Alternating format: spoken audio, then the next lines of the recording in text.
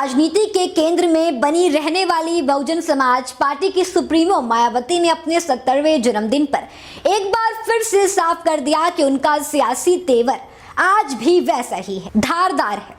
जन्मदिन के मौके पर जहां समर्थकों ने जश्न मनाया, वहीं मायावती ने मीडिया से बातचीत में ऐसा संदेश दे दिया जिसने यूपी की राजनीति में नई हलचल पैदा कर दी। नमस्कार दर्शकों, मैं कनक मिश्रा हाजिर हूं द इंडिया लाइव। दरअसल दोस्तों, आज बहुजन समाज पार्टी की सुप्रीमो मायावती ने अपने 70वें जन्मदिन पर अपने संबोधन में खुद को सिर्फ दलितों तक सीमित नहीं रखा, बल्कि ब्राह्मण, क्षत्रिय और यादव समाज को भी सीधे सीधे संबोधित किया। उन्होंने कहा कि बसपा की राजनीति ना किसी के खिलाफ है, ना किसी को खुश करने के लिए है, बल्कि सम्मान और हिस्सेदारी की राजनीति है। बसपा प्रमुख ने भाजपा और कांग्रेस और समाजवादी पार्टी पर ब्राह्मण समाज की उपेक्षा करने का आरोप लगाया। उन्होंने कहा कि बसपा सरकार में ब्राह्मणों को न सिर्फ सम्मान मिला, बल्कि सत्ता और प्रशासन में उचित भागीदारी भी दी गई। मायावती ने ब्राह्मण समाज को चेताते हुए कहा कि वे कांग्रेस, सपा और भाजपा के बहकावे में न आए। उन्होंने कहा था, ब्राह्मण समाज को किसी का बाटी चोखा नहीं चाहिए, उन्हें चाहिए सम्मान, सुरक्षा और अधिकार। अब ये बयान खूब वायरल हो रहा है सोशल मीडिया पर।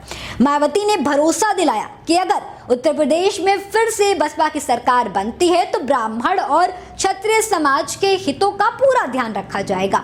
उन्होंने ये भी कहा कि किसी भी समाज पर कोई जुल्म या अन्याय नहीं होने दिया जाएगा। बसपा सुप्रीमो ने यादव समाज को लेकर के भी बड़ा बयान दिया। उन्होंने कहा कि बसपा ने हमेशा यादव समाज के हितों की रक्षा की और आगे भी करती रहेगी। इसके साथ ही उन्होंने अपने शासनकाल का जिक्र करते हुए दावा किया कि उनकी सरकार में प्रदेश में एक भी दंगा नहीं किया गया, जो उनकी सख्त कानून व्यवस्था का प्रमाण है। मायावती ने समाजवादी पार्टी पर हमला बोलते हुए कहा कि सपा का शासन गुंडों और माफियाओं का शासन होता था, जिसमें सबसे ज्यादा नुकसान दलित समाज को झेलना पड़ा। उन्होंने 2 जून 1995 के गेस्ट हाउस कांड को याद करते हुए कहा कि उस दिन सपा से जुड़े हजारों गुंडों ने सरकारी गेस्ट हाउस में उन पर जानलेवा हमला किया। मायावती ने आरोप लगाया कि सपा ने न सिर्फ दलितों पर अत्याचार किया, बल्कि महापुरुषों के सम्मान और दलित हितों से जुड़े कानूनों को भी नुकसान पहुंचाया।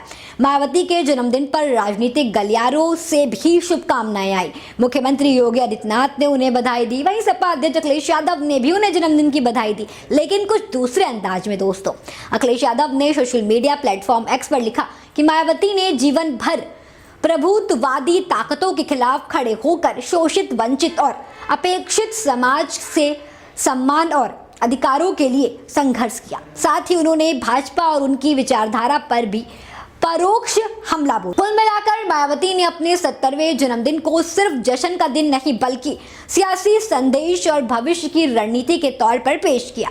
उनके बयान साफ इशारा करते हैं कि बसपा एक बार फिर सर्व समाज के एजेंडे के साथ मैदान में उतरने की तैयारी कर रही है। जन्मदिन पर मिली बधाइयों के बीच मायावती ने यह जता दिया कि भले ही वे सत्ता से बाहर हो, लेकिन उत्तर प्रदेश की राजनीति में उनकी मौजूदगी आज भी असरदार। अब देखना यह होगा कि उनका ये संदेश आने वाले चुनाव में कितनी सियासी जमीन तैयार करता है।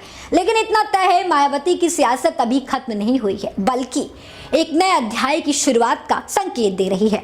आपकी इस पर क्या राय है, हमें कमेंट में जरूर बताएं। तमाम अपडेट्स के लिए देखते रहें द इंडिया लाइव।